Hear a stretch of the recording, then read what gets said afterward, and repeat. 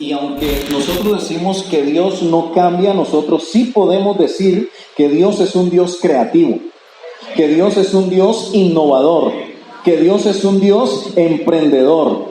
Y por eso es que el Señor está constantemente realizando cambios en la vida de sus hijos.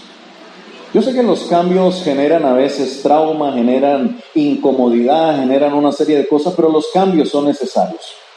Es decir, hoy necesitamos reconocer que los cambios son algo ineludible en nuestras vidas como siervos del Señor.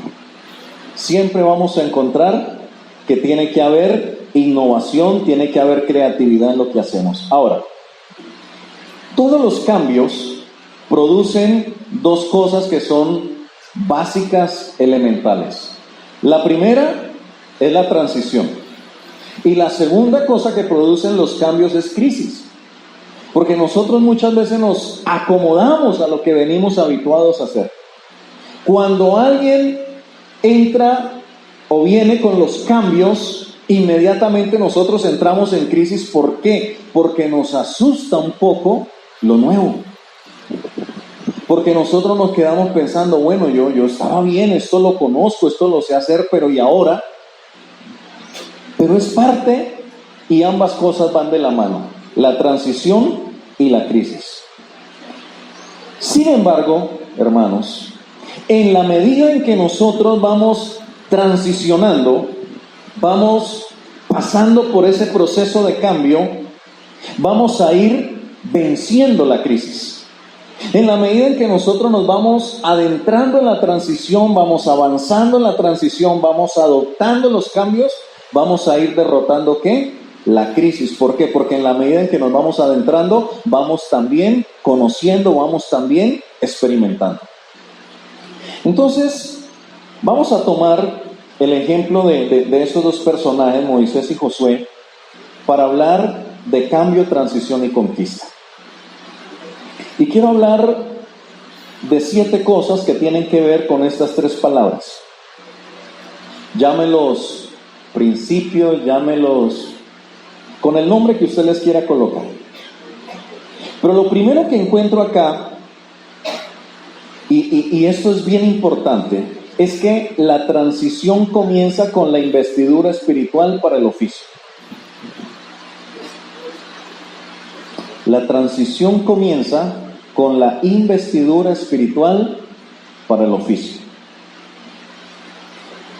Es decir, mucho antes de que Dios llame a uno de sus hijos para cumplir una labor ministerial, para cumplir un propósito divino, inicia en esa persona un proceso de transformación. Yo recuerdo hace muchos años cuando estaba iniciando en el ministerio, hablando de esta investidura espiritual para el oficio, mi pastor me decía, hay 3 tipos de líderes. Uno, los que ellos mismos se llaman, se montan la película de que ellos son.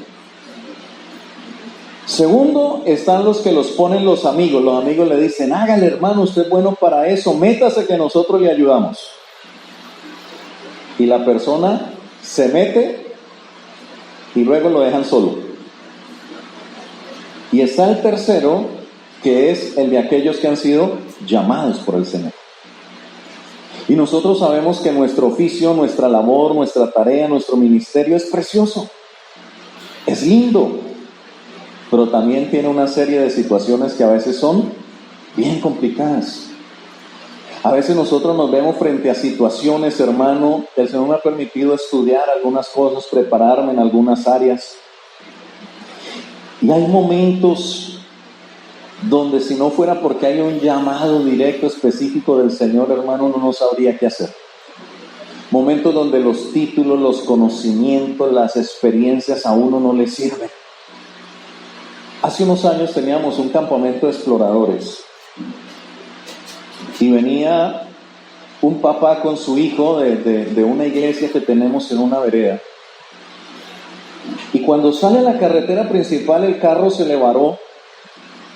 Él pidió auxilio, trató de regresarse por la vía, el niño se bajó del carro El papá luego intentó prenderlo, el niño estaba al otro lado de la vía y cuando vio que el carro le prendió, el niño se atravesó, no se fijó que venía un automóvil a alta velocidad y lo atropelló. Este hombre no era directamente el papá, él era el padrastro. Cuando él me llama desde el hospital, me dice, pastor, me pasó esto, me voy al hospital. Y lo que él me decía es, pastor, ¿yo ahora qué le voy a decir a esta mujer? Pero lo tremendo es que cuando ella viene, era un chico de 12 años, cuando ella viene me hace una pregunta, y es una pregunta que no se puede responder. Ella me agarra la camisa así en su dolor y me dice, pastor, usted que es pastor, dígame por qué le pasó esto a mi hija. ¿Qué respuesta daríamos? No hay palabras. Hace un mes enterramos a uno de nuestros pastores que estaba bien, perfectamente, gordito, colorado, comía bien, dormía bien. Una semana antes estuvo con una gripa.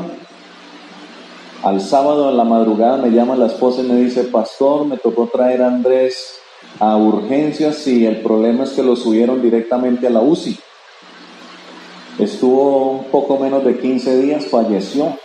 ¿Qué pasó? No, una bacteria en los pulmones. Parece ser que inició con un dengue hemorrágico y se le complicó. Y nadie estaba esperando eso. Y alguien me decía, ¿y por qué le pasó esto? Y dice, es difícil saber. Y frente a ese tipo de cosas nosotros nos vamos a enfrentar. Y cuando no hay un llamado, cuando no hay una investidura, cuando no hay un proceso de transformación en nosotros, es difícil afrontar ciertas situaciones que a veces el alcanzar el propósito de Dios, el avanzar en el ministerio, las cosas que encontramos y el ministerio nos propone. Ahora, nosotros tenemos que entender que todo aquel que es llamado, y yo no sé cuántos aquí sienten que son llamados por el Señor, pero todo aquel que es llamado entra en una transición. Y esa transición puede ser lenta, puede ser paulatina, o puede ser que, de acuerdo al propósito de Dios, haya una transición que sea vertiginosa y acelerada. Lo importante, hermanos, lo importante aquí es conocer que toda transición divina para el cumplimiento del propósito se inicia con la transformación espiritual. Josué fue escogido por Moisés. Lo llama para que sea su asistente, era un hombre muy joven. En Números capítulo 11 se nos narra en este pasaje que él estaba presente cuando se reunieron aquellos 70 ancianos que fueron investidos con el espíritu pastoral, en fin, estaban allí, profetizaron, y dice la Biblia que entre ellos, y aunque no hacía parte de los 60, pero ahí estaba Josué. Y este acontecimiento ocurrió, según lo que describe la Biblia, al inicio del peregrinaje por el desierto. Josué era solamente un jovencito en ese momento. Es probable que ese asistente, ese discípulo escogido por Moisés, haya nacido durante el tiempo del peregrinaje, o se piensa también que seguramente era un niño menor de 10 años cuando empezó el peregrinaje del pueblo por el desierto o cuando cruzaron el Mar Rojo. Lo cierto, lo afirmativo, es que Josué era un jovencito para el momento en que se dieron todas estas cosas. Moisés lo había adoptado, Moisés lo había apadrinado, Moisés había empezado a ser su mentor espiritual. Estaba en ese proceso de formación, estaba en ese proceso de aprender a trabajar como asistente de este importante líder. Y ahora en ese momento, o llega el momento en que Josué recibe la investidura espiritual necesaria para que empiece la tarea restante.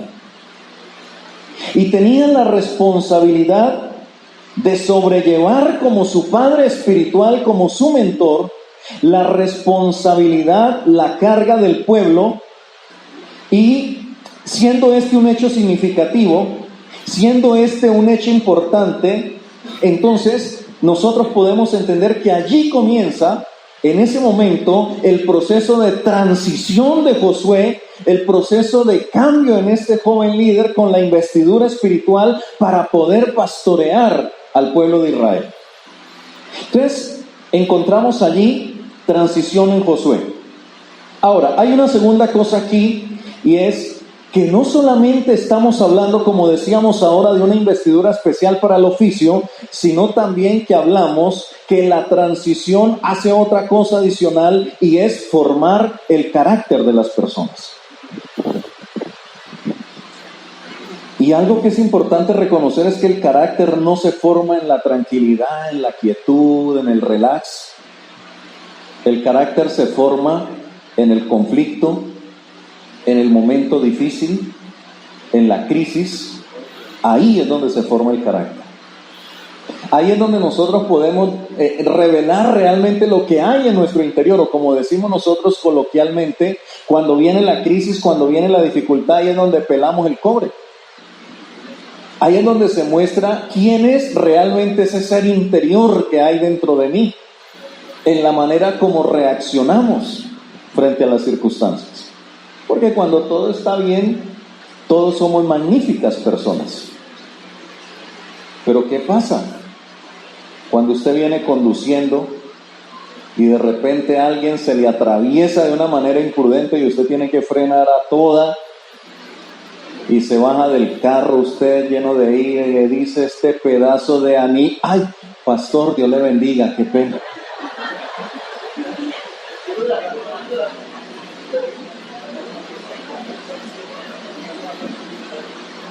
En Números capítulo 13, versículo 8 dice: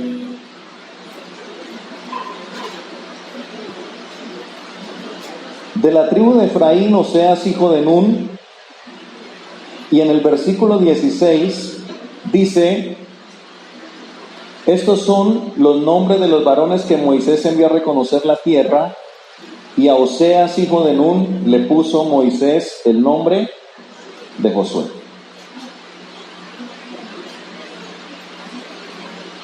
Algo que yo creo firmemente es que Dios está mucho más interesado en nuestro crecimiento que en nuestra satisfacción personal. No sé si está de acuerdo conmigo, pero es algo que yo creo. Se interesa a Dios más en nuestro crecimiento que en nuestra satisfacción personal, porque a veces el crecer implica un costo, ¿verdad? El crecer implica sacrificio, el crecer muchas veces implica renuncia. No es fácil. Y nuestro crecimiento integral como hijos de Dios, oiga bien, nuestro crecimiento integral como hijos de Dios depende de la forjación de nuestro carácter. ¿Cuántas veces encontramos líderes, aún pastores, que tienen un carácter nada parecido a lo que debe ser el carácter de un verdadero hijo de Dios? Y para la forjación de nuestro carácter es importante definir quién tiene la preeminencia en nuestra vida.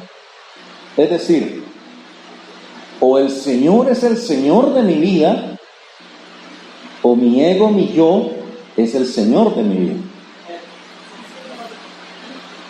¿Quién tiene la preeminencia de mi vida? ¿Quién controla mi vida? ¿O mi vida está controlada por el Espíritu Santo de Dios, o soy yo el que controla mi vida? Y al caso, o tal vez nosotros podamos decir como el apóstol Pablo: ya no vivo yo, mas Cristo vive en mí. Y parafraseando un poco lo que dice Pablo, ya no hago lo que a mí me da la gana, yo hago la voluntad de Dios, hago la voluntad del que me llamó, del que me escogió. Entonces, es importante esto, definir la preeminencia, quién tiene la preeminencia en nuestra vida. Entonces, este pasaje, estos versículos que leímos nos señalan que el nombre inicial de Josué era ¿cuál? Oseas. Oseas, un nombre así como bien gomelo, ¿verdad? Oseas significa ¿qué? Salvación.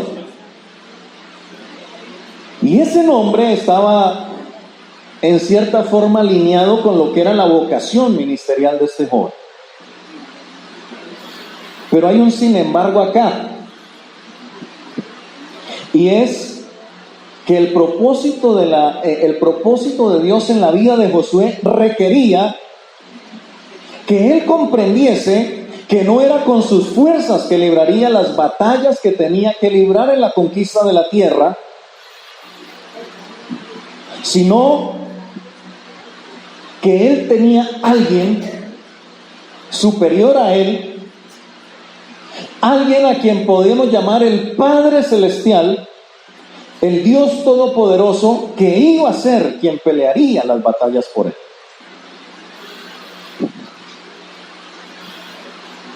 A veces nosotros pensamos que esta batalla es nuestra.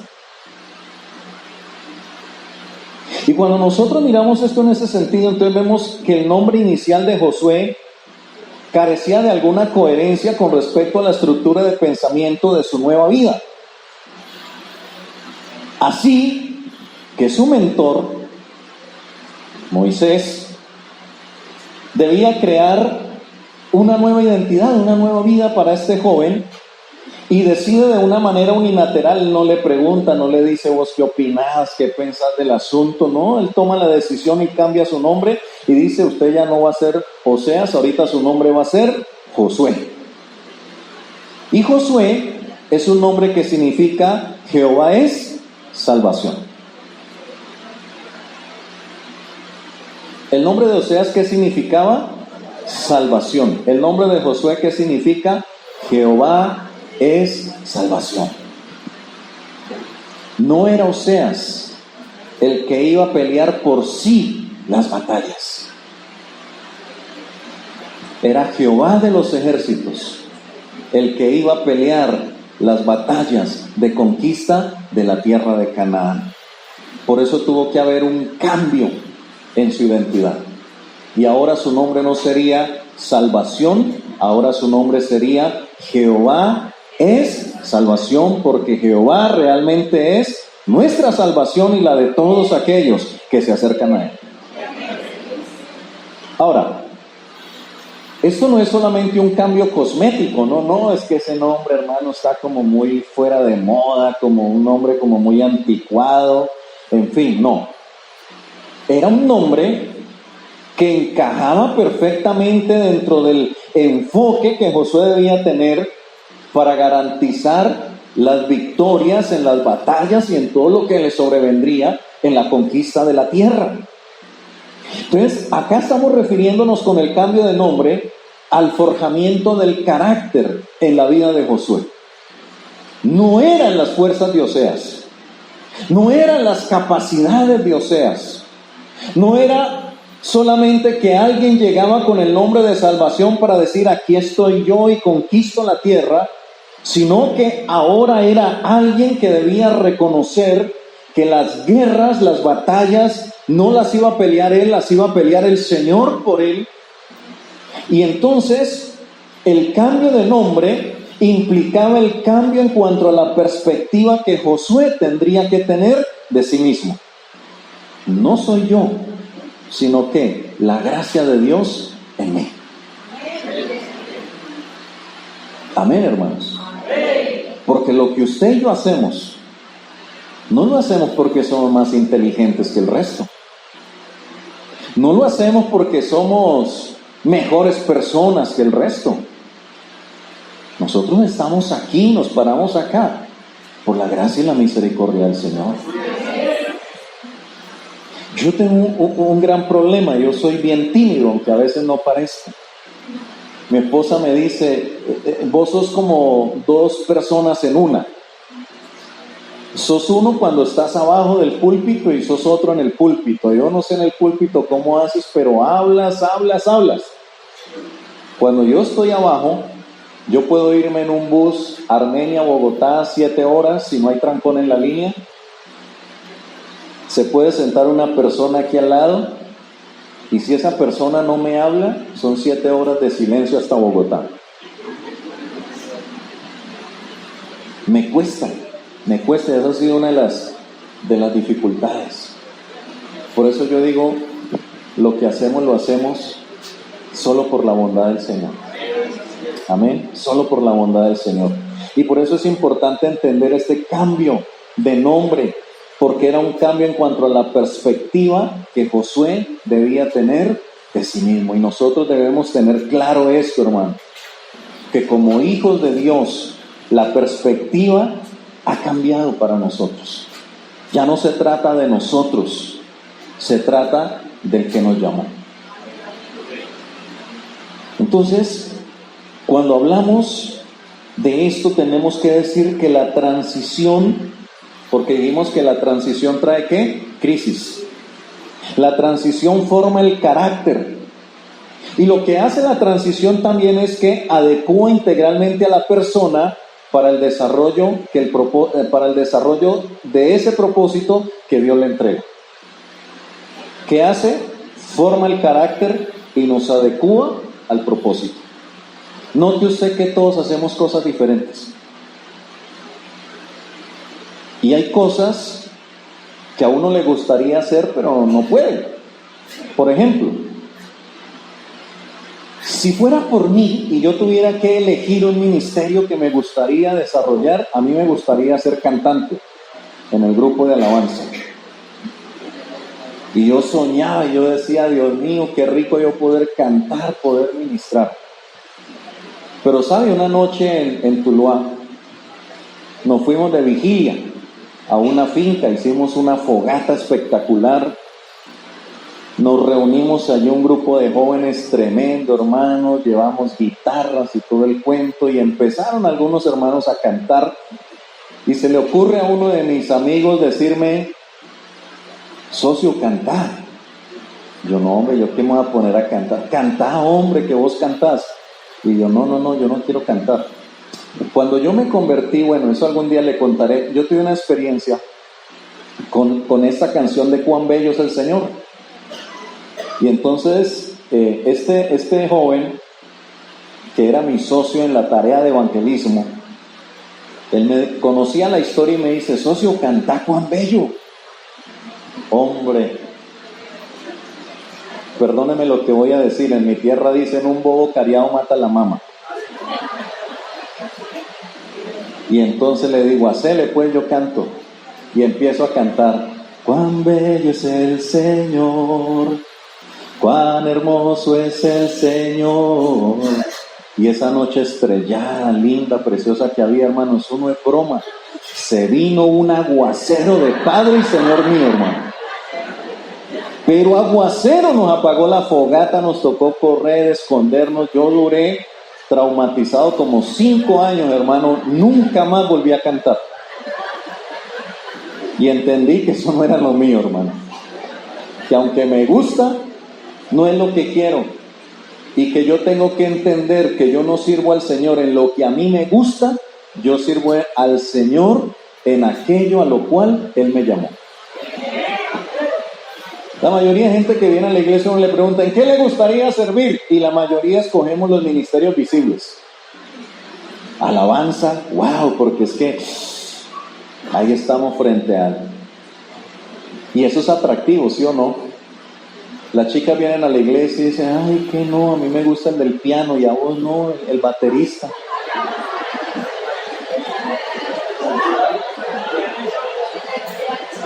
¿Ve?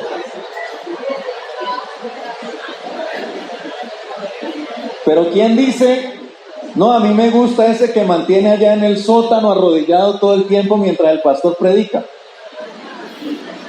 Si nadie lo ve, ¿verdad? Porque a veces nos gusta eso, lo que se ve, pero ¿y lo que no se ve?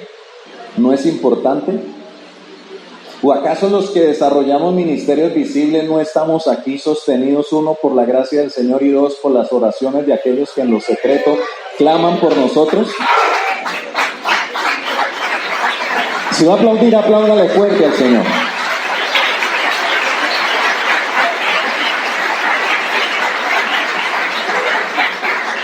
Entonces, dijimos, la transición forma el carácter y adecúa integralmente a la persona el desarrollo del propósito que Dios le asigna. 3. La transición produce transferencia de unción y autoridad delegada.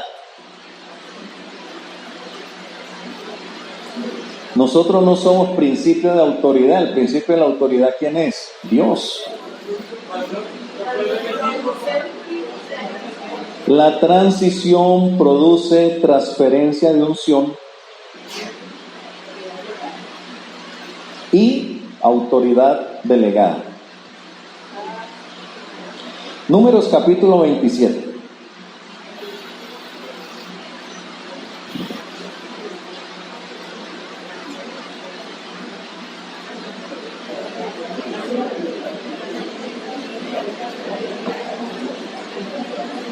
No hay problema, si alguno quiere, yo con el pastor Eber puedo enviar las notas y se las puede compartir y no hay ningún problema.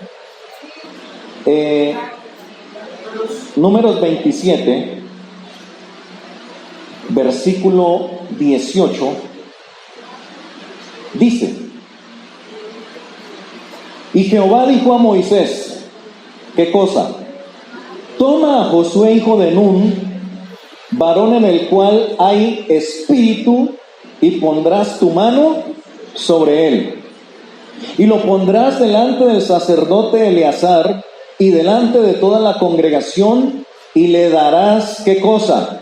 El encargo en presencia de ellos. Y pondrás, ¿de qué? De tu dignidad sobre él, para que toda la congregación de los hijos de Israel le obedezcan. Y el 21 dice: y él se pondrá delante del sacerdote Eleazar y le consultará por el juicio del Urim delante de Jehová. Por el dicho de él saldrán y por el dicho de él entrarán, él y todos los hijos de Israel con él y toda la congregación. Entonces, Dios había determinado que Josué iba a continuar con el desarrollo de la visión que él había comenzado con Moisés.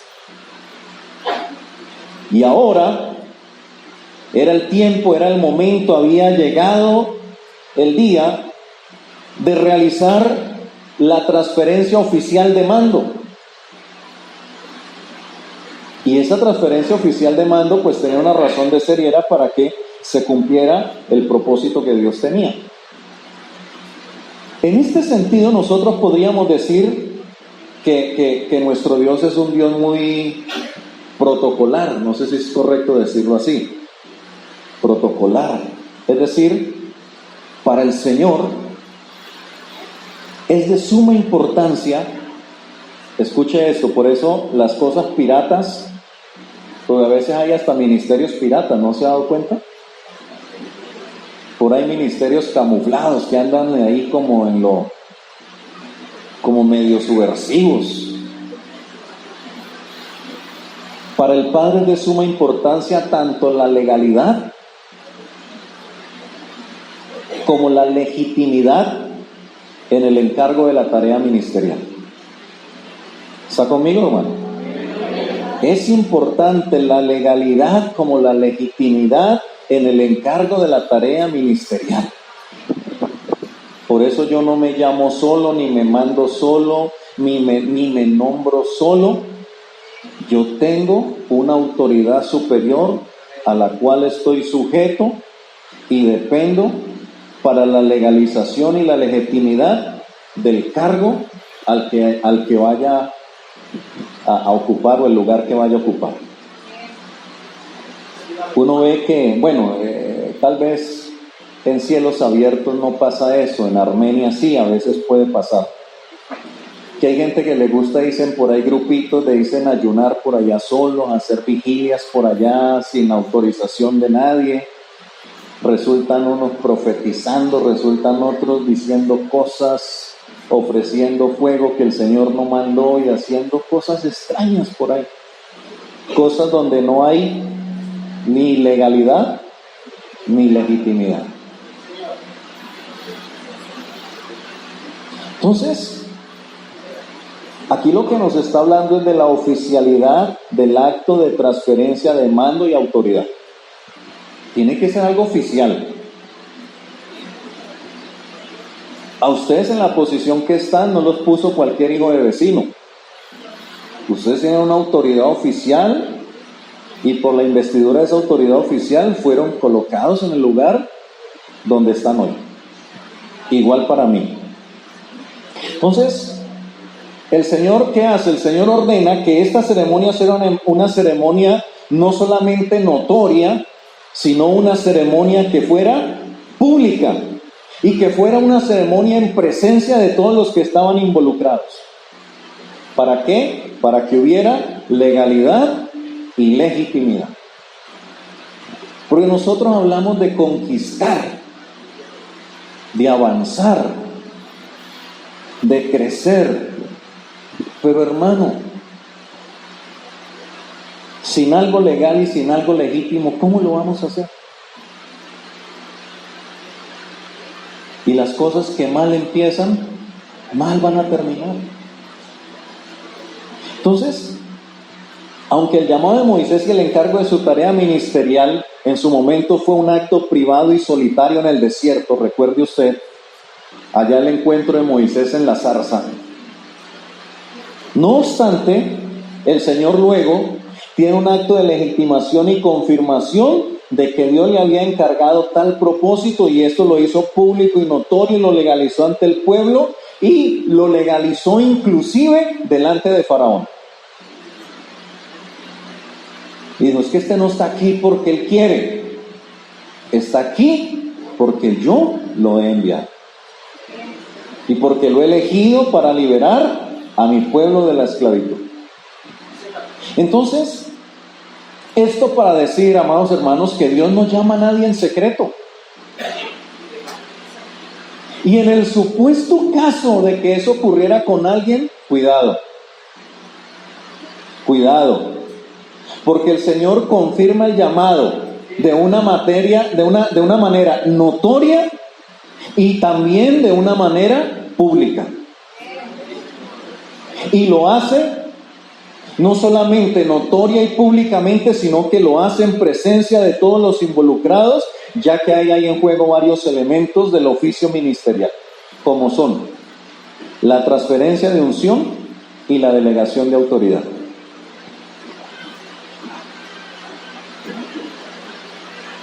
Entonces usted ve que el Señor le ordena a Moisés y le dice, transfiérale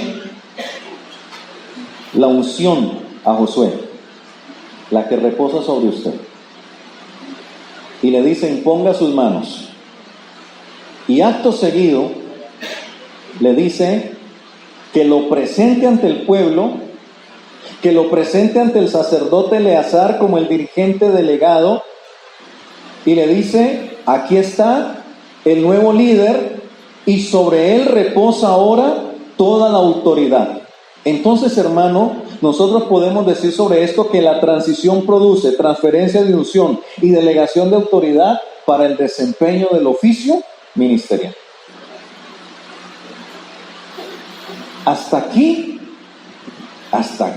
este tercer punto, nosotros podríamos decir que este nuevo líder estaba completo para cumplir con el propósito de Dios.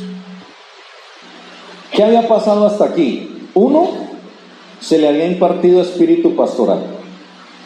Había sido procesado para forjar su carácter, alcanzar el perfil requerido para el trabajo.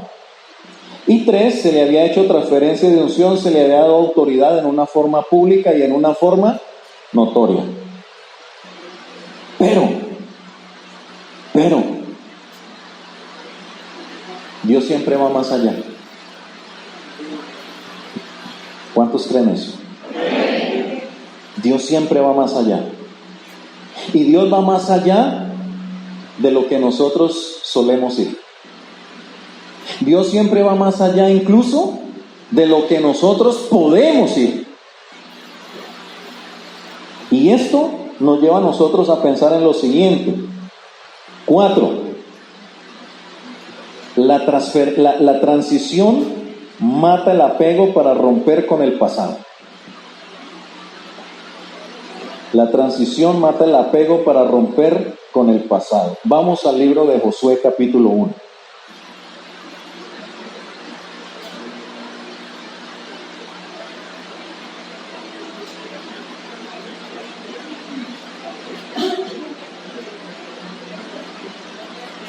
Josué capítulo 1, versículo 1 y versículo 2. Si alguien quiere leerlo, adelante. ¿Lo tiene? Josué 1, 1 y 2. Aconteció después de la muerte de Moisés, siempre Jehová, que Jehová habla Josué, hijo de Nun, servidor de Moisés, diciendo: Mi siervo Moisés ha muerto. Ahora pues, levántate y pásate por Dan, tú y todo ese pueblo, a la tierra que yo les doy a los hijos de Israel. Hermanito, su mentor se murió. Y nos falta la tercera parte de la tarea por cumplir, que era ¿cuál? Conquistar la tierra. Ahora, se me asemeja un poco a lo que pasa al borde del Mar Rojo cuando Moisés, cuando se ve encerrado, ¿qué empieza? A clamar. ¿Y cuál es la respuesta del Señor? ¿Por qué clamas a mí? Dile a este pueblo que marche. Ahora el Señor le está diciendo: mi hijo, se murió su mentor, se murió su pastor. Y el Señor no le está diciendo: ay, hermano, qué pesar, ¿qué va a hacer usted ahora solo? ¿Quién lo va a orientar? ¿Quién lo va a aconsejar? ¿Quién lo va a ayudar? Sino que la orden del Señor es: levántate. ¿Cuántos están listos para levantarse hoy? Levántate, le dice el Señor. Es decir, que una vez se realizó la transferencia de mando, Dios cierra con Moisés todo trato, termina asuntos con Moisés, se lo lleva ya a otra dimensión, y ahora empieza una nueva rueda de negocios en el reino, y lo hace ¿con quién? Con Josué. Y aquí hay un principio de honra ministerial que el Padre conserva perennemente y que vale la pena resaltar, hermanos, en este momento, y es que Dios no mantiene dos líneas de mando paralelas.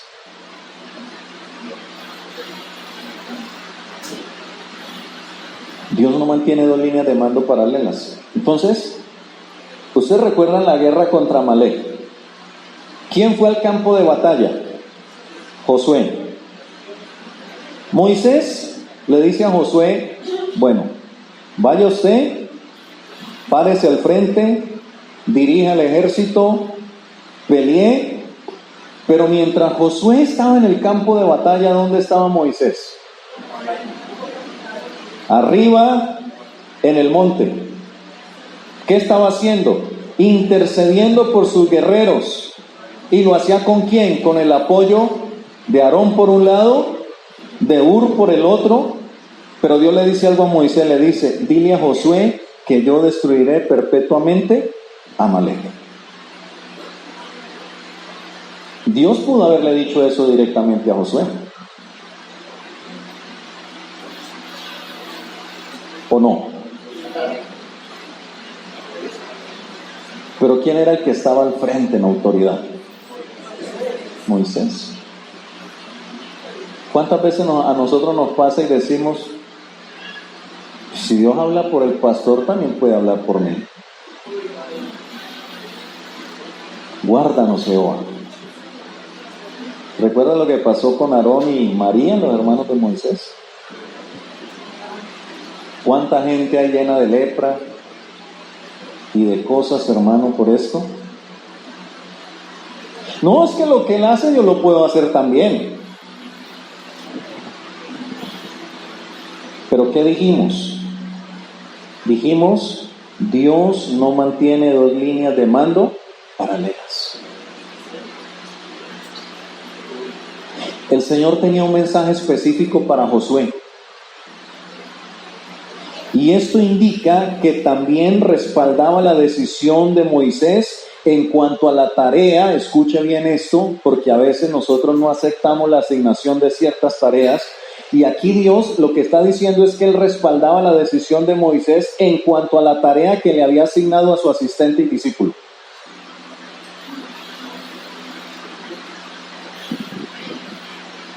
Pero Dios, por respeto a Moisés, a la autoridad que le había delegado y como enseñanza para Josué, para enseñarle a ese discípulo a que hay que respetar y a que hay que conservar el principio de autoridad delegada, le da el mensaje a Moisés para que Moisés se lo dé a Josué. Nosotros a veces complicamos las cosas. Y a veces hasta nos atrevemos a decir, ¿y acaso solamente Dios habla por boca de Moisés? Por esta razón, hermanos, pastores, líderes, por esta razón y para conservar el orden en la línea de mando, Dios cerró primero sus asuntos con Moisés y luego estableció una nueva línea de mando con Josué.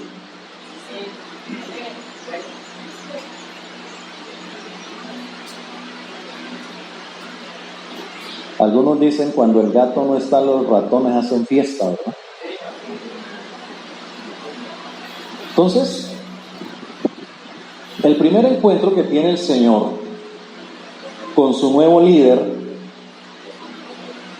no fue a lo mejor una experiencia emocionalmente agradable, ¿verdad? No fue algo confortante, no fue algo alentador, no hubo preparativos, no hubo agasajo de bienvenida, sino que las palabras que le da el Señor a Moisés no le llevaron a una fiesta, le llevaron a un entierro. Y le dice, mi siervo Moisés ha muerto. Impacto para Josué. No era algo muy alentador, ¿verdad? Ahora, ya Josué sabía que Moisés murió. En el penúltimo capítulo del libro de Deuteronomio nos dice la Biblia que Israel lloró a Moisés durante un mes entero.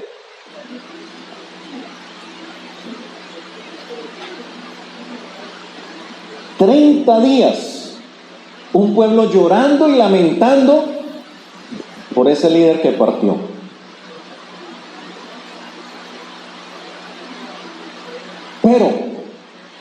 Pero, más allá del dolor, del luto, de la ausencia, a Dios le interesa que nosotros enterremos nuestro apego. Josué había vivido muy apegado a Moisés. Moisés era su mentor, su pastor, su líder. Y uno podría pensar, pero esas son palabras duras de parte de Dios. ¿Cómo uno no sentir dolor? ¿Cómo no sentir la ausencia? ¿Cómo no sentir que se fue alguien que marcó mi vida, que fue importante?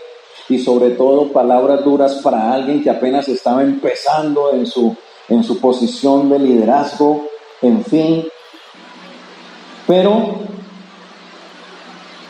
justamente debido al altísimo grado de trascendencia que involucraba este hecho, Dios requería que Josué se desligara de cualquier partícula sentimental, emocional y almática que quebrara su carácter y pusiera en un riesgo encomiable la tarea que el Señor le había dado. Porque a veces los apegos nos llevan a alterar las cosas.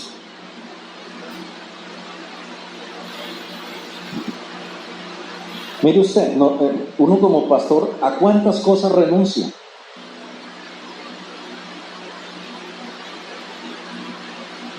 Renuncia a su cultura, a su tierra, a su familia. Renunciamos a posiciones, trabajos, profesiones, en fin. Yo recuerdo en Tuluá una viejita que me conoció desde niño, siempre fue, porque nuestra casa era inicialmente la casa de mis abuelos paternos. Ahí la mayoría nos criamos y esta señora me conocía desde que nací.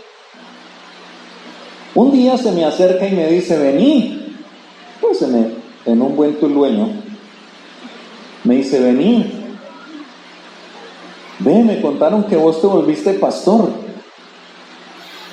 Ahora sí te vas a tapar de plata. Es lo primero que se viene a la cabeza, ¿no? Si fuera por plata, yo ganaba más donde estaba. Y no con esto pretendo demeritar el ministerio, ni no, yo no cambiaría jamás lo que Dios me ha dado aquí por lo que tenía allá. Pero ganaba más plata allá. Ahora, se me veía menos, pero ganaba más. Yo era ejecutivo de ventas y mercadeo de RCN Radio. Nosotros en la empresa éramos más importantes que los periodistas, que los locutores, que todo el mundo, porque nosotros somos los que producíamos la plata para todo el mundo. A mí me mandaban a hacer cursos, talleres, cosas, me pagaban un taxi desde la puerta de mi casa al aeropuerto, el mejor hotel de la ciudad donde íbamos, y me entregaban de nuevo en la puerta de mi casa con todo pago. Y fuera de eso, en aquel entonces el solo hecho de venir a la empresa, presentarme a la oficina a las 8 de la mañana y sentarme en mi escritorio, me significaba ganarme 2 salarios mínimos sin mover un dedo. Y de ahí para allá, un porcentaje importante de todos los negocios de publicidad que hiciera. Entonces me iba bien. Y un día el Señor me dice, y yo había llegado como a ese trabajo que ha sido el trabajo soñado que uno tiene en su vida. Yo recuerdo que uno de mis tíos me dijo un día, ahora sí estás en el lugar que querías. Y yo le dije, sí. Porque, hermano, todo era en apariencia espectacular. Recién me convierto al Señor y yo no sé, hermano, pero cuando el Señor me llama al arrepentimiento, como que me llama de una vez al ministerio, porque yo desde que llegué a la iglesia sentí que yo no servía para estar sentado en una silla. Pero estando en ese proceso, en ese cambio, en esa transición, un día el Señor me dice, bueno, ¿tu trabajo o yo?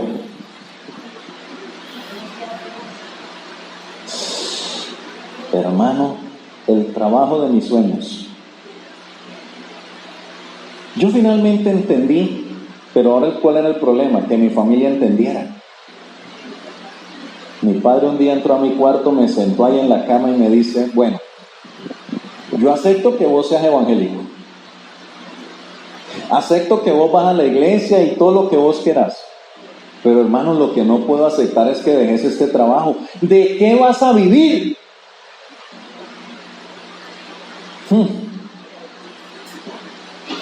Y como dijo el otro, Dios proveerá.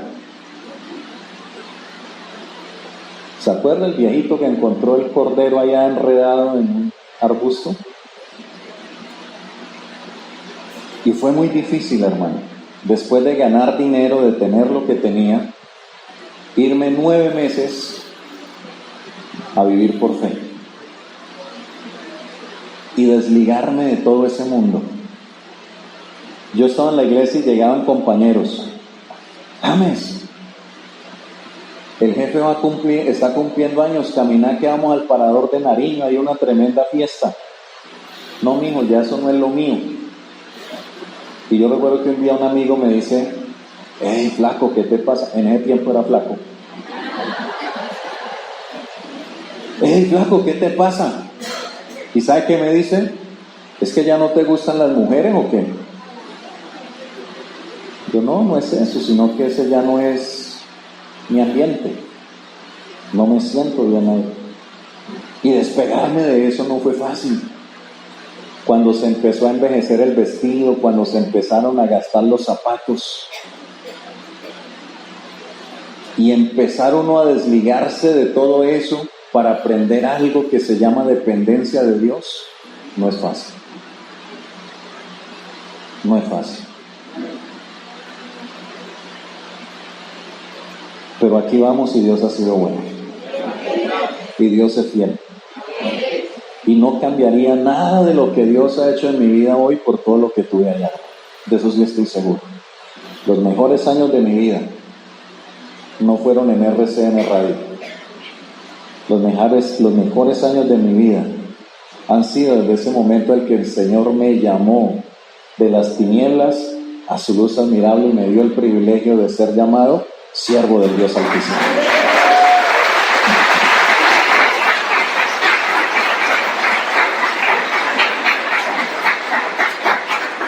La transición mata el apego para que rompamos con el pasado y salgamos adelante. ¿Cuántas veces podemos caer en la tentación de pensar cuando hay escasez y decir, no, pero a mí me iba mejor cuando estaba allá? ¿Qué le decía el pueblo a Moisés muchas veces? Nos sacaste de allá a traernos a morir a este desierto, siendo que allá teníamos holladas de carne. Mire, estaban tan apegados a la esclavitud que la extrañaban. Y Dios quiere romper con ese pasado de esclavitud. Porque aunque algunos ya estamos aquí en este camino, pareciera que a veces como que nos han quedado raíces por ahí de aquello. Y eso nos lleva al quinto paso, y es que la transición obliga a dar el salto de fe, a pasar al otro lado.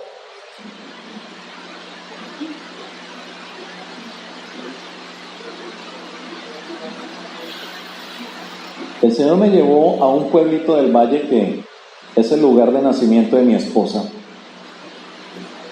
Queda unos 45 minutos de Tuluá hacia la cordillera occidental, se llama Trujillo. Y después de ser el ejecutivo de ventas y mercadeo de RCN, ahora estaba en ese campo criando pollos para vivir. Untado de estiércol de gallina todos los días. Pero allí el Señor me permitió tener una experiencia increíble y allí comenzamos una iglesia. Y un día me mandó a buscar un famoso narcotraficante de esa zona, conocido como el Alacrán. Porque yo estaba abriendo un grupo en una vereda donde él tenía todas esas tierras eran de él. Y un domingo llego y alguien me dice, hermano, porque allá todo el mundo le decía el patrón. Cuando llego y me dicen, el mayordomo del patrón lo anda buscando, y yo, Dios mío, bendito, ¿y ahora qué? Entonces yo dije, pues hermano, esto hay que frentearlo. Y me fui con este hermano desde esa vereda al pueblito donde es oriundo él, que se llama Primavera, y allá hasta allá buscamos al Señor. Dije, yo no era pastor, yo era un líder que estaba por allá en ese proceso ahí de transición. Y me dice, no, es que el patrón mandó a buscar al pastor que está yendo a la vereda de la soledad. Y le dije, yo soy. Y me dice, bueno, es que el patrón le manda a decir que escoja un pedazo de terreno allá en la hacienda de 20 por 20 donde usted quiera para que haga una capilla. Y construimos en ese lugar, hermano.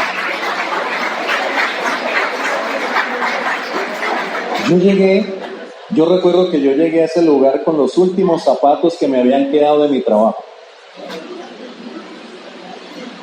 Y como no llegaba carro hasta allá, me tocaba caminar bastante.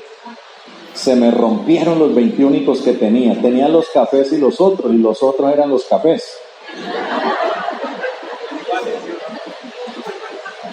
Se me rajaron aquí por detrás. Y esa noche prediqué así, con los zapatos rotos y todo el asunto, y yo, Señor, ¿cuándo me había tocado esto? Y bueno, así con pena y todo prediqué esa noche. Y dije, bueno, menos mal es atrás, no se nota mucho. Yo ahí me hago el loco, no me volteo para que no se vea. Dormí en esa casa esa noche. Al otro día que iba a salir, me dice la hermana de esa casa, ay, pastor, mire, yo le tengo un regalo guardado. Ay, hermana, ¿de veras? Sí, mire, aquí está. Esto lo había guardado para usted. Y me entregó una bolsa con 2 pares de zapatos.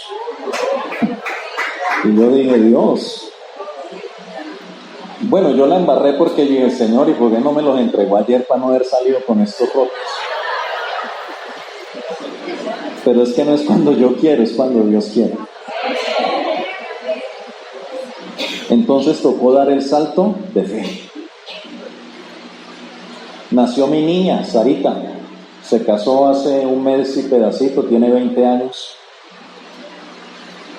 Y con mi esposa seguimos caminando por todas esas veredas. La niña tenía 15 días de nacida. A veces nos prestaban un caballo. Subía mi esposa en el caballo. Era un lugar muy, muy parado. Yo tomaba a mi niña en un brazo y con el otro brazo me colgaba de la cola del caballo para que me ayudara a subir las lomas. Pero, ¿sabe, hermano? Ese salto de fe no lo cambiaría por nada del mundo.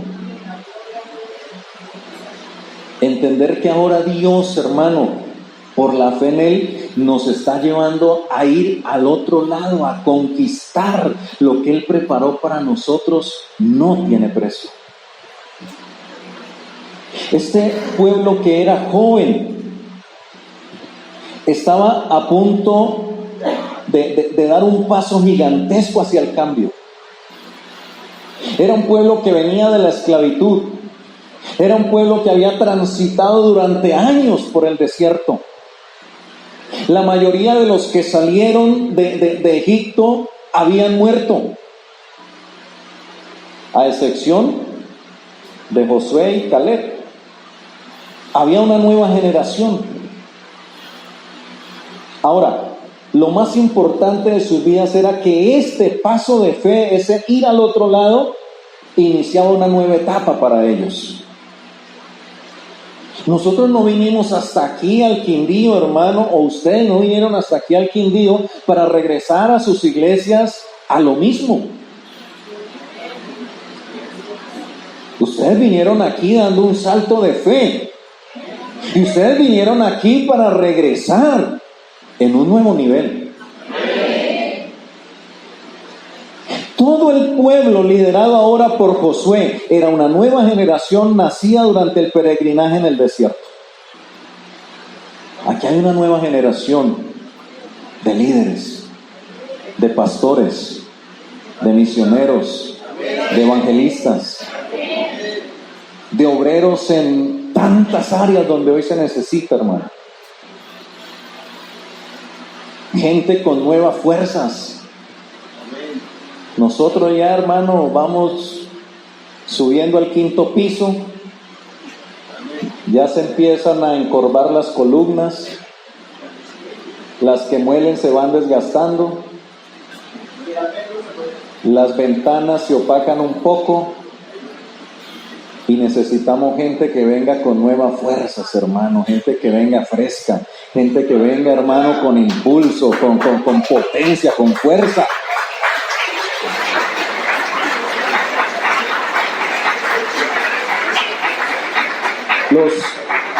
Los padres de toda esta gente habían muerto.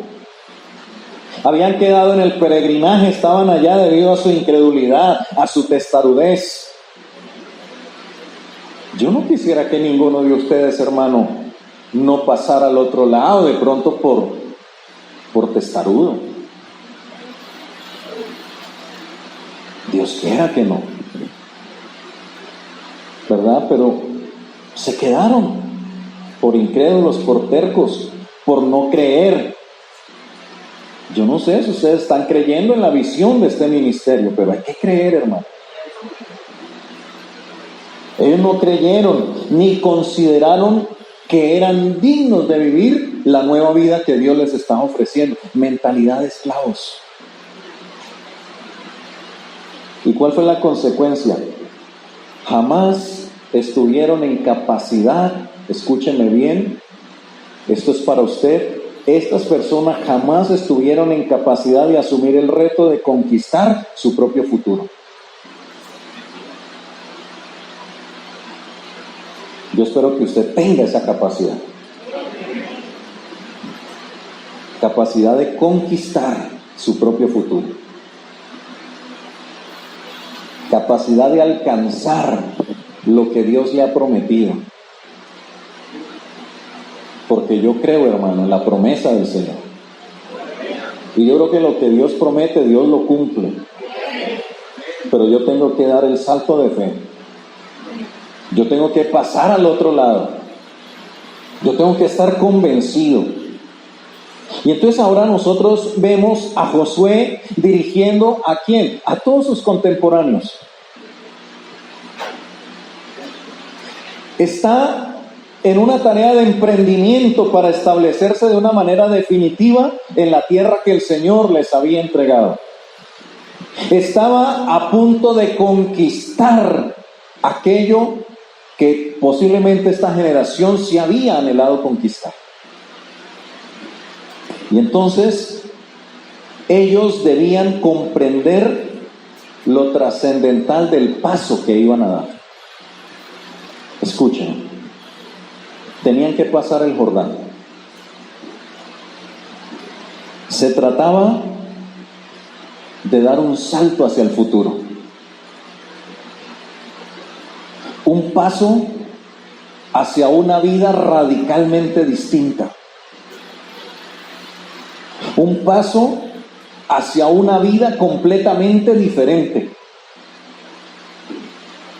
Pero esto requería de coraje, de determinación, de convicción, de decisión y de acción. Tal vez nosotros no estamos aquí pensando ir a conquistar un pedazo de tierra ya, pero estamos pensando en ganar almas, en alcanzar pueblos, en alcanzar ciudades, departamentos, llegar a otros países si es necesario, a lo último de la tierra. Pero perdóname lo que voy a decir. Eso es imposible lograrlo con gente incrédula y testaruda. Porque dar este salto hacia el futuro, dar este salto de fe, este paso a la conquista requiere de coraje, determinación, convicción, decisión y sobre todo de acción, porque nadie va a caminar por ti. Es decir, estaban frente a una situación en la que no se podían amilanar, en la que no se podían intimidar, porque una vez iniciada la travesía, no había forma de regresarse. Porque iban a tener entonces el mismo resultado de sus padres. Iban a morir en el intento, lo que es peor todavía. Iban a morir sin ni siquiera haberlo intentado. Mire, un día alguien me preguntaba algo sobre el fracaso y yo le decía, mire, yo prefiero fracasar intentando algo y no ser un fracasado que nunca intenta nada. Hay cosas que nos van a salir bien, de pronto otras no, pero no podemos parar. Tenemos que seguir. Y entonces para garantizar un resultado óptimo, un resultado que es el resultado que todos esperamos, debían restablecer el orden de las prioridades en sus vidas. Sus padres jamás le creyeron a Dios. No creyeron en lo que Dios les ofreció por medio de Moisés. Por eso, ¿qué hicieron? Antepusieron sus necesidades al propósito de Dios y fallecieron en el camino. ¿Me escuchó, verdad? Antepusieron sus necesidades al propósito y fallecieron en el camino. Yo creo que hoy Jesús continúa diciendo: mas buscad primeramente el reino de Dios y su justicia, y todas las demás cosas os vendrán por añadidura.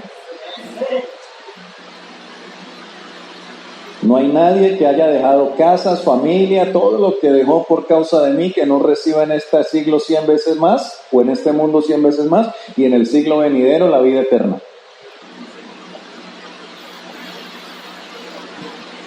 Entonces, ellos ahora debían pasar al otro lado. Ellos ahora tenían que actuar de manera distinta a lo que habían actuado sus padres con anterioridad. Ellos tenían que actuar ahora sin anteponerse al Señor, sin elevar sus necesidades ni condición a una posición preeminente. Ahora la preeminencia era ¿qué? Conquistar la tierra que el Señor les había dado. Esa era la prioridad. Porque al conquistar la tierra, ellos iban a tener posesión de un lugar que el Señor había prometido que produciría ¿qué? Leche y miel en abundancia. Yo le decía ahora, hermano, a mí me iba muy bien en mi trabajo. Y aunque tal vez hoy no gane todo lo que yo ganaba allá, pero hoy sé de más. Porque tiene la bendición del Altísimo. Porque es la provisión de Dios.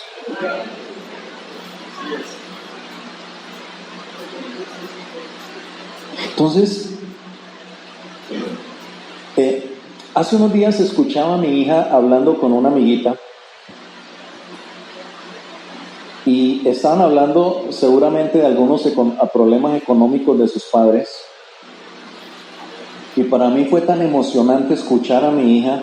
No es que estaba espiando ni nada de eso, casualmente escuché. Y escuché cuando mi hija le dijo: mira, mi papá a veces tiene crisis también económicas. Pero ¿sabes algo? Nunca he escuchado a mi papá renegando ni reclamándole a Dios porque tiene una crisis económica. Yo siempre he escuchado a mi papá diciendo: mi Dios pues suplirá todo lo que nos falta conforme a sus riquezas en gloria en Cristo Jesús.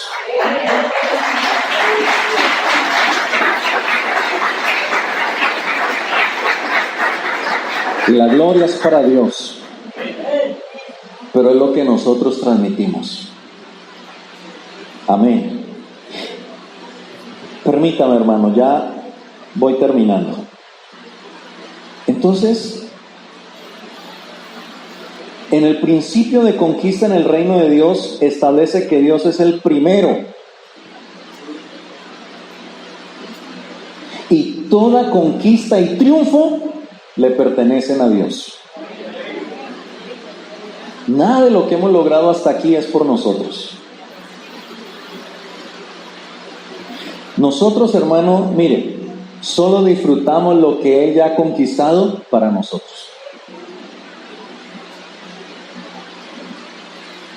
Miren la obra de Cristo en la cruz. ¿Qué hizo? Conquistó para nosotros. Y a los principados y a las potestades los exhibió públicamente, triunfando sobre ellos en la cruz del Calvario. Y yo sé que la victoria de Cristo es mi victoria. Él va delante de nosotros. Y solo debemos disponernos, hermanos, a pasar al otro lado. Ahora, tenga en cuenta esto. Dios no nos socorre por lástima. Ay, qué pesar, pobrecito, mire. ¿Qué dijimos ahora? Formación de carácter. Cuando Dios nos provee en medio de la escasez, no lo hace para que saciemos nuestra hambre. Pastor, simplemente. Sino para que entendamos que nuestra dependencia debe ser absolutamente de Él y solamente de Él. Yo no dependo de una empresa. Yo no dependo de un negocio. Es más, yo amo este concilio. Cuando teníamos el logotipo verde, yo decía, a mí me corre sangre verde por las venas.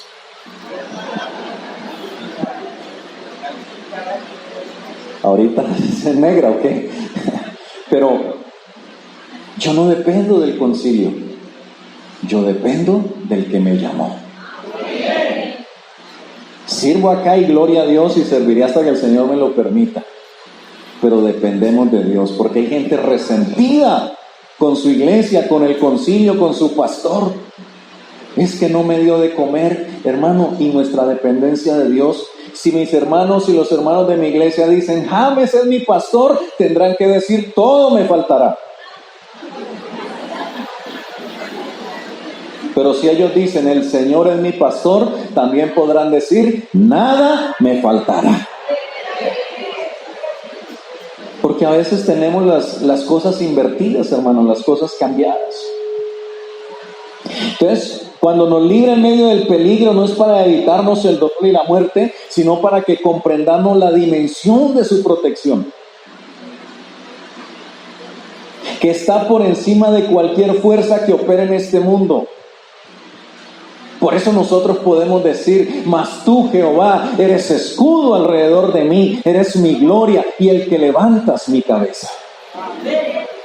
Nosotros podemos decir, hermano, el Señor es mi luz y mi salvación, ¿de quién temeré? Jehová es la fortaleza de mi vida, ¿de quién me he de atemorizarme? Es por eso que el principal factor de éxito en cualquier cosa que emprendamos es darle la preeminencia en nuestras vidas al Señor. Él es el primero en todo y en todos. 6. Tranquilos que vamos hasta el 20.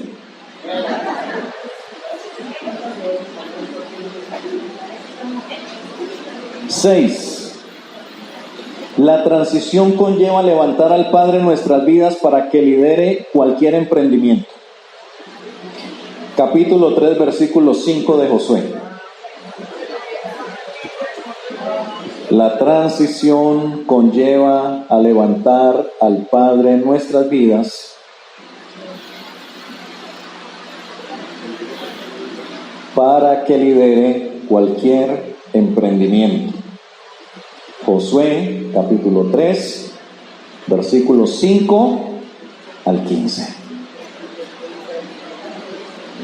Y Josué les dijo, ¿qué cosa? Purificaos, porque mañana veréis al Señor hacer milagros. Pues yo creí que ustedes iban a creer eso un poquito más, porque yo estoy seguro, hermano, que ustedes después de esto van a ver más milagros de los que han visto hasta ahora. Porque cuando el Señor nos manda a conquistar, nos respalda con señales, prodigios y milagros. Miren, yo estuve el fin de año en África. En el lugar donde estuve, no existen hospitales, porque yo no fui ni a la capital del país, estuve en aldeas. No hay hospitales, usted no puede decir, ay, me dolió la cabeza, voy a ir allá a la droguería a comprarme un Doles. Allá aprendí algo. Y es que allá uno tiene que aprender sí o sí a vivir por fe. Y hay serpientes venenosas, cobra escupidora y mamba verde. Y hay escorpiones que la picadura de un solo escorpión puede matar a una persona adulta. En Colombia hay brujería muy fuerte en los llanos, en el Chocó, en fin. Aquí nomás tenemos un templo satánico, el primer templo satánico que se ha construido oficial y abiertamente en Colombia. Ha sido duro. Tengo un montón de testimonios de contarle sobre ese templo. A mi esposa la intentaron matar en 8 días a punta de vudú, aquí en Montenegro. El 8º día, cuando estaba muriendo, el Señor la levantó. Pero lo que nosotros vemos aquí como brujería, hermano, es un juego de niños comparado con lo que pasa allá. Un niño de 5 años, de 6 años te puede volver loco, te puede matar con brujería. ¿Y qué si el Señor nos manda a conquistar allá? Uy, no. Nosotros queremos solo Bogotá y Cundinamarca. Allá no hay bus, no hay carreteras pavimentadas, no hay acueducto, no hay energía. Y estando ahí, una serpiente mordió a una hermana. Muerte. En términos humanos, muerte segura. Pero Dios la levantó. Cuando me vine quedó en embarazo. Ellas son una pareja de misioneros de apoyo que trabajan allá, son marfileños. Ahorita me escribió, me mandó la foto, ya tuvo su bebé. Hermano, el Señor nos cuida. A unos trabajadores togoleses que estaban allí por brujería, la gente de la aldea le mandó escorpiones que se metieron entre sus pantalones. Cuando él fue a ponerse el pantalón de trabajo, le picaron 3 escorpiones. Uno solo puede matar a una persona, él lo picaron 3. Por la oración, el Señor lo levantó. Y eso ha hecho que muchas personas se conviertan de los demonios al Señor. Eso es conquista.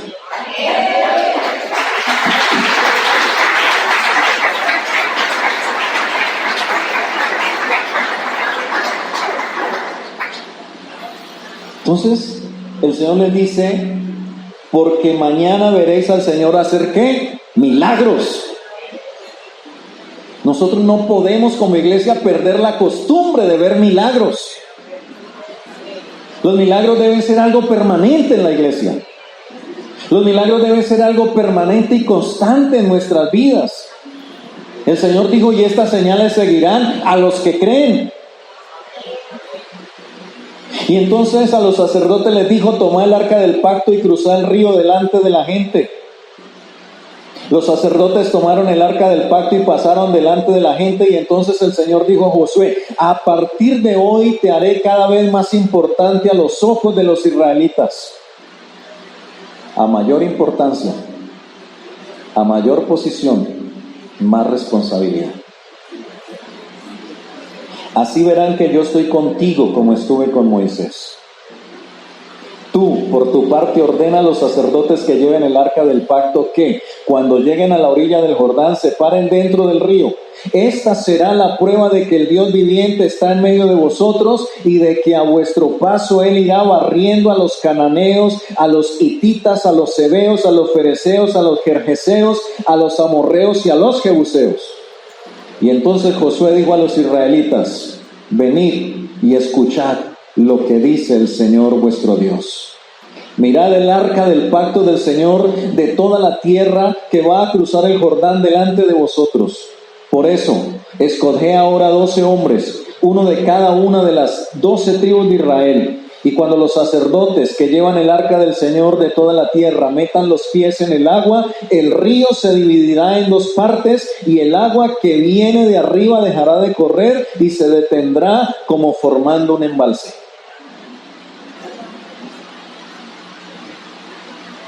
El Padre desea que entendamos que cumplir su propósito nos garantiza la victoria. Y no solo eso, esto debe liberarnos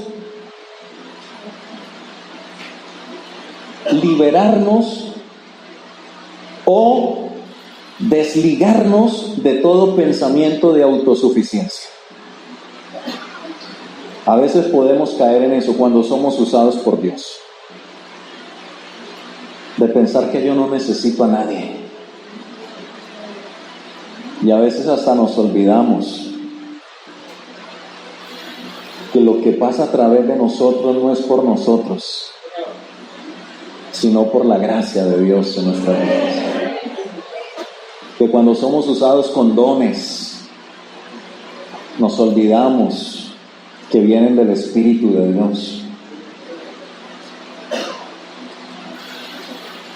A veces hasta consideramos al Espíritu Santo, al Padre, como un sirviente nuestro. Y yo tengo que desligarme de cualquier pensamiento de autosuficiencia. Tenemos que levantar al Señor en nuestras vidas para que lo que hagamos, lo que emprendamos, lo que lideremos, lo hagamos para la honra, la gloria y la alabanza de Él.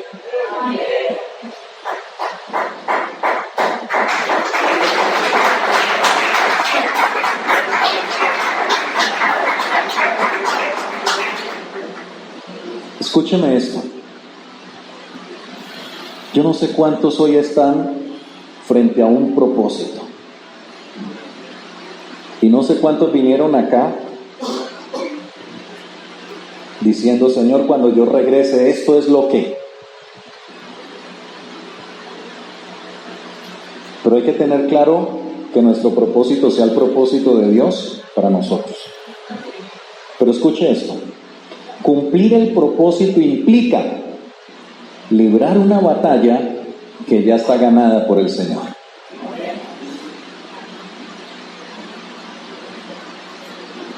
Es decir, eso tiene varias cosas. Uno, la certeza de lo que Dios nos da.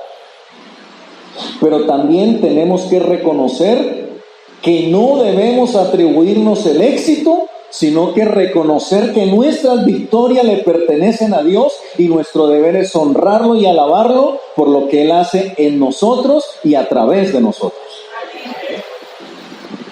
Eso es importante, hermanos. Entonces, este era el objeto de erigir una gruta con 12 piedras que representaran que la victoria la había dado el Señor. Cada piedra atestiguaría, era un recordatorio indubitable y perenne de la obra que Dios había hecho en el paso del Jordán, en la entrada a la tierra prometida. Lo que hemos logrado hasta aquí, ¿por qué lo hemos logrado? Porque somos mejores, más inteligentes, más atractivos, más guapos. No. Yo no sé si lo que voy a decir es una tontería, hermano, seguramente sí. Pero yo una vez me puse a pensar y dije, si yo hubiera sido a Dios, yo no hubiera llamado a James. Y seguro vos menos. Pero ¿por qué el Señor lo hizo? Y ¿saben? Yo entendí por la palabra algo así de simple. El Señor dice, y lo vil y menospreciado del mundo escogió Dios. Precisamente ¿para qué? Para avergonzar a todos aquellos que se creen mejores. Si un día Dios me da la oportunidad de contarle un poco de lo que fue mi vida, hermano, usted entenderá por qué digo eso. La persona que más odié en mi vida fue mi propia madre. Y a los 17 años de edad, mi meta, mi propósito, lo que tenía metido aquí entre ceja y ceja, era cómo iba a matar a mi papá y a mi mamá.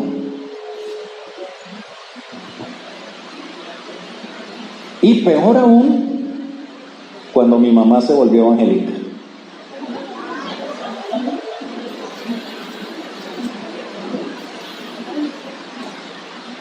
Wow. Pero, perdónenme mi lenguaje, pero mi cuchita pagó un precio de rodillas. Yo tenía hora de salir de mi casa, nunca tenía hora de regreso. Podía venir a las 3, 4, 5 de la mañana o a los 3, 4 días. Desde los 12 años empecé a tomar trago, a fumar marihuana. Fui papá a los 16 años. Estuve involucrado en pandillas. Hice cosas de las que nunca me siento orgulloso. Hasta el día en que el Señor me llamó. Porque esa fue una conquista para mi mamá. Yo llegaba a la casa y mi mamá estaba a la madrugada, en la tarde, al mediodía, a la hora que fuera, estaba, Señor, mi hijo.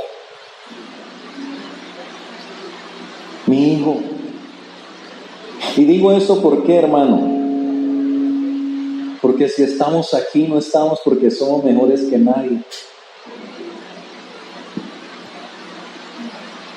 Yo a veces me miro y digo, Señor, yo no sé, pero tú sí sabes por qué. Mire, siempre hay algo en nuestra vida, hay un testimonio, hay alguna cosa que atestigua, que es un recordatorio para hoy y para siempre de lo que Dios ha hecho en nuestras vidas. Un amigo de muy lejos que me conoció en aquellos tiempos, nos encontramos por Facebook y me dijo, tengo que verte para creerlo. ¿Que tú eres un pastor? Sí, y como uno es bien evangélico, para la gloria de Dios. Me dijo, no, tengo que verlo. Y me fui a Los Llanos y me dije, aquí estoy. Hermanos amados, es necesario que entendamos que la garantía del éxito en cualquier emprendimiento es erigir el altar al otro lado y en medio del río como testimonio anticipado y permanente de la gloria de Dios. Y esto no lo olviden, es a Él a quien debemos atribuirle todo logro en nuestras vidas, por una sencilla razón, porque Él es el que va delante de nosotros. Aquí no estamos por eso. Si Dios no hubiera ido delante de nosotros,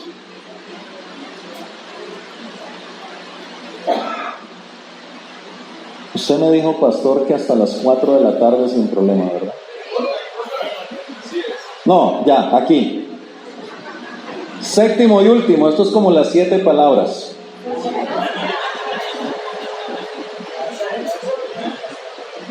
La transición nos lleva a la consagración y al enfoque. La transición nos lleva a la consagración y al enfoque. Capítulo 5, versículos 1 al 10.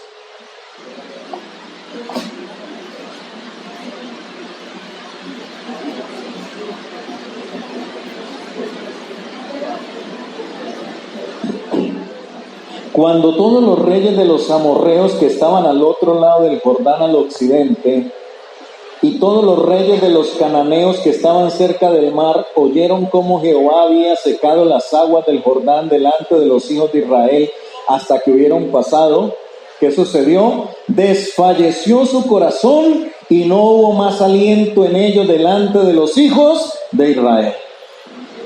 Cuando nosotros, hermano, entendamos esto,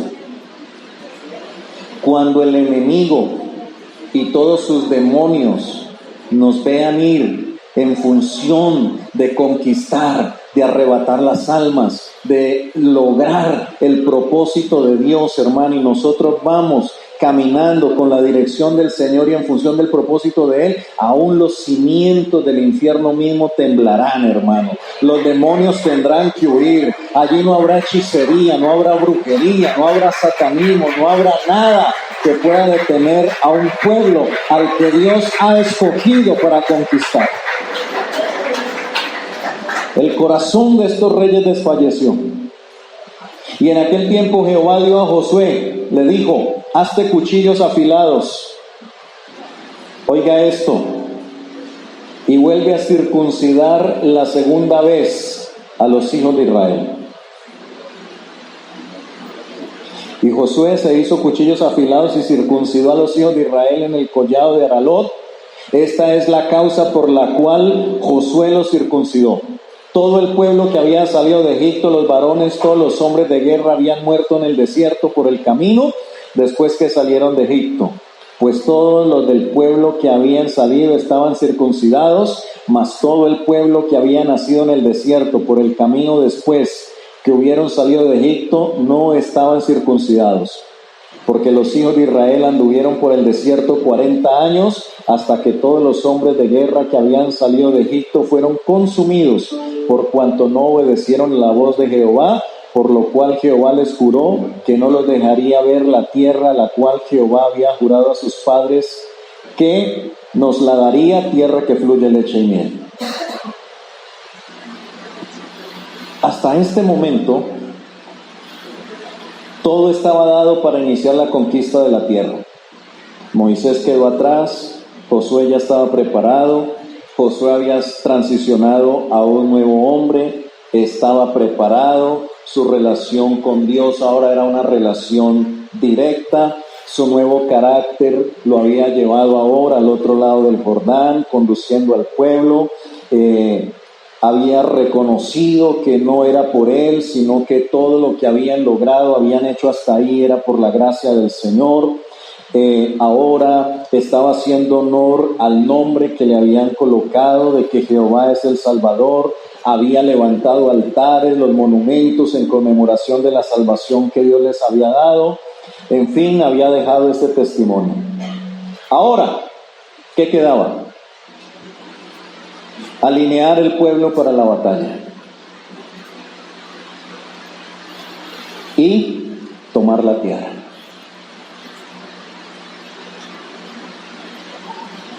Al frente de ellos habían expertos en guerra. Ellos tenían un grupo de hermanos que ya habían conquistado su territorio. ¿Quiénes? Rubén, Gad y la media tribu de Manasés. Ahora el Señor llama a Josué y le dice: circuncide al pueblo. ¿Qué nos está diciendo esto a nosotros? Que hay una mayor y principal conquista que nosotros necesitamos alcanzar como seres humanos. Y es una conquista que debemos hacer antes de pensar en conquistar pueblos, ciudades, regiones. Y es la conquista de nosotros mismos. Esas personas que habían cruzado el Jordán era una nueva generación. No tenían experiencia militar, no conocían el poder de Dios al grado en que lo habían conocido sus padres en el desierto. Ahora había llegado el momento de ser ellos los protagonistas. ¿Protagonistas de qué? No solamente de la historia del pueblo de Israel, sino protagonistas de sus propias vidas. Era el momento de hacer algo importante para Dios, pero también para ellos mismos. Pero era necesario definir lo primordial. Enfocarse y consagrarse en Dios como la principal acción ante cualquier emprendimiento. No soy yo, es la gracia de Dios en mí. Es posible, hermanos, que nosotros podamos realizar muchas conquistas en toda nuestra vida, pero la mayor y más importante de todas es la autoconquista, la conquista de nosotros mismos. Yo cuando me convertí y leí aquellas palabras de Pablo donde decía: ten cuidado de ti mismo y de la doctrina, yo pensaba y yo decía, bueno, pero ¿por qué Pablo no dijo primero tenga cuidado de la doctrina?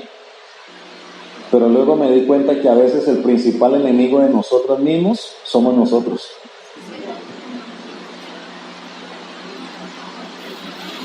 Esto de la circuncisión implicó que Josué les explicara pues cuál era la razón de ese ceremonial. Que entendieran que esto significaba consagración a Dios.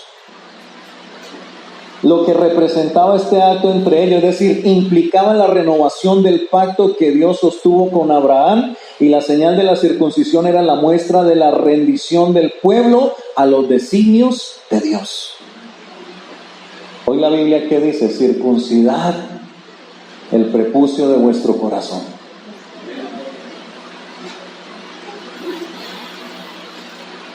En esta ocasión el Padre introduce un tercer elemento en el acto de la circuncisión, y era romper el oprobio de la esclavitud.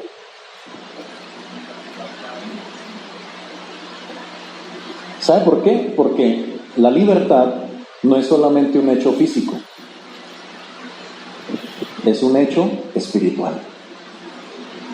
Hay gente que físicamente está libre, pero espiritualmente vive en prisión de oscuridad.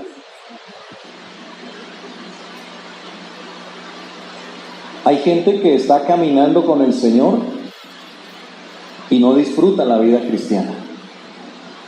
Hay gente supuestamente que se ha convertido al Señor y todavía siguen viviendo en la culpa. Todavía se están preguntando, ¿será que el Señor sí me perdonó este pecado? ¿Será que aquello que hice en aquel tiempo, de verdad el Señor lo cogió y lo echó a lo profundo de la mar y no se vuelve a acordar? Es que eso que hice fue tan delicado que yo no creo que Dios me haya perdonado. Y nosotros estamos viendo un pueblo que durante más de 4 siglos estuvieron viviendo bajo el yugo de la esclavitud egipcia, y era necesario que esa nueva generación de hebreos, fundadores del primer estado judío, rompiesen con la maldición de la esclavitud que sus ancestros mantuvieron durante más de 4 generaciones. ¿De dónde venimos nosotros? ¿Cuántas personas hoy están dentro de la iglesia cristiana y todavía continúan arrastrando raíces católico-romanas?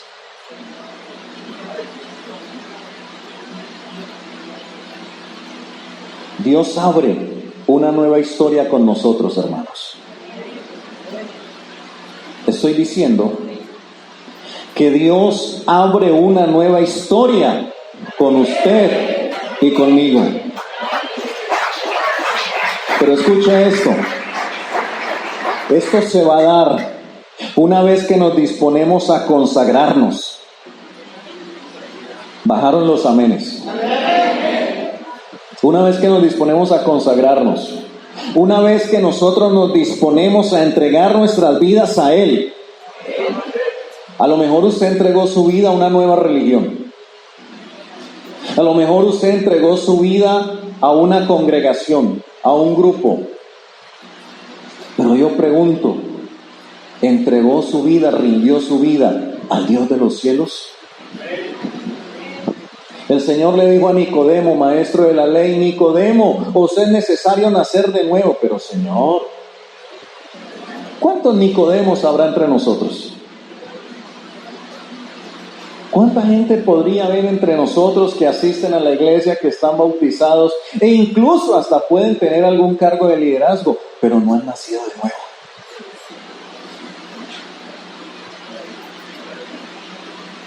Necesitamos disponernos a consagrarnos y entregar nuestras vidas a Él. Pero también, hermanos, Wauquis y Panis, Tucuicunata, hermanos, hermanas, también necesitamos romper cualquier vínculo con el pasado. Necesitamos limpiarnos de todo vestigio de maldición, de oprobio y de falta de dignidad. Hay personas entre nosotros que hoy no se consideran dignos de llevar a cabo la tarea que les ha sido encomendada. Y buscan cualquier pretexto para escabullirse de la responsabilidad y del propósito para el cual Dios les llamó. Porque dicen: no soy digno. Una generación que necesitaba sanarse.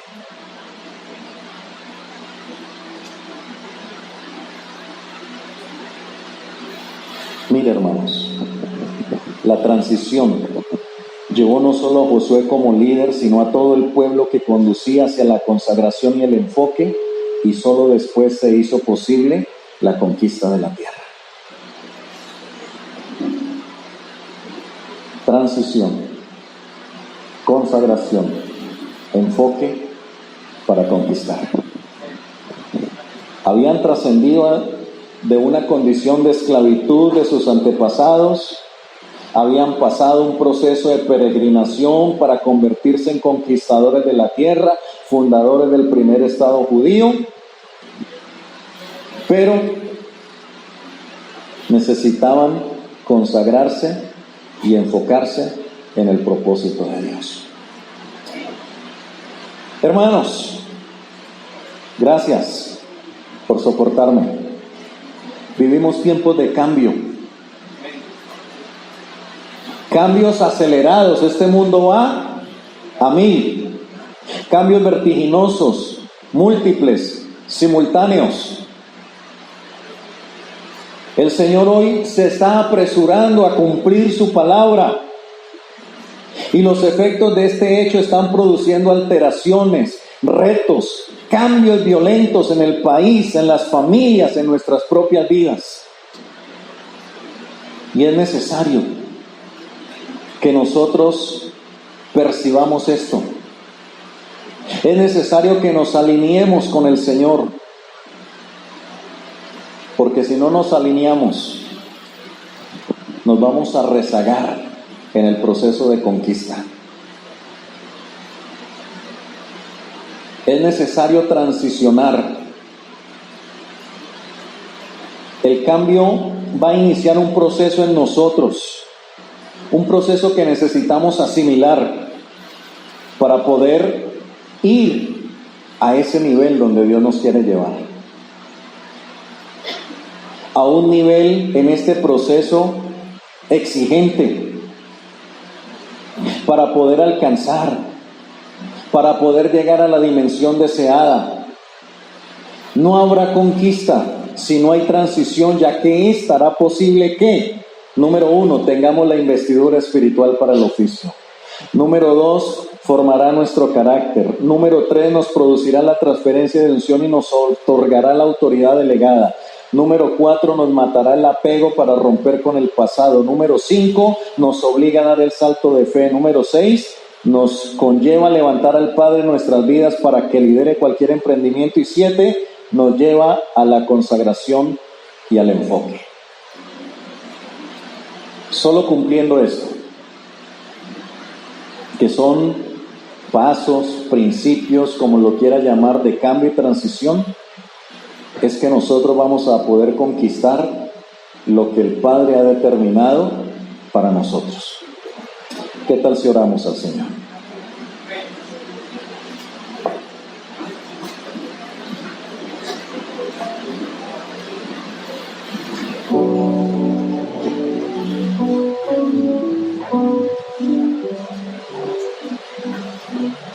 Muchas veces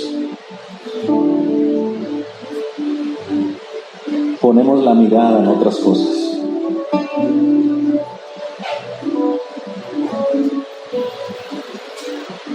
Hay ocasiones en las que estos tiempos violentos nos sacan del contexto del propósito.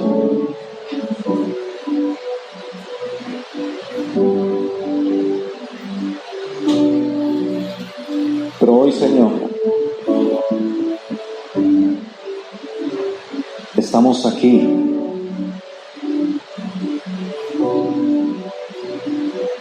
para recibir los cambios.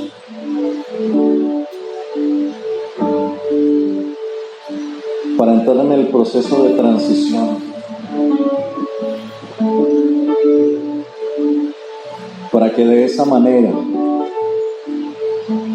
podamos conquistar.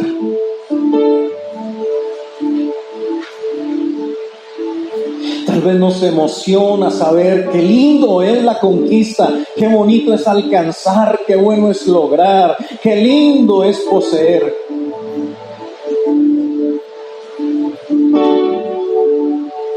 Pero tenemos la investidura espiritual para esto. Oh Señor, no solo es lo que yo quiero, no es por mi prestigio, no es por una meta personal, un logro personal. Es en pos de cumplir el propósito que tú tienes. Que el mundo conozca la verdad y se salve.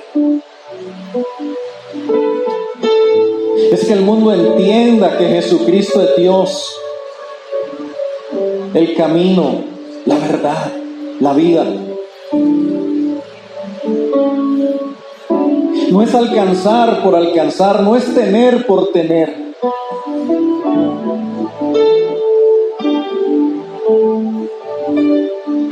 No es agarrarnos de cosas para decir que somos mejores que. Se trata de lo que hacemos y para quién lo hacemos.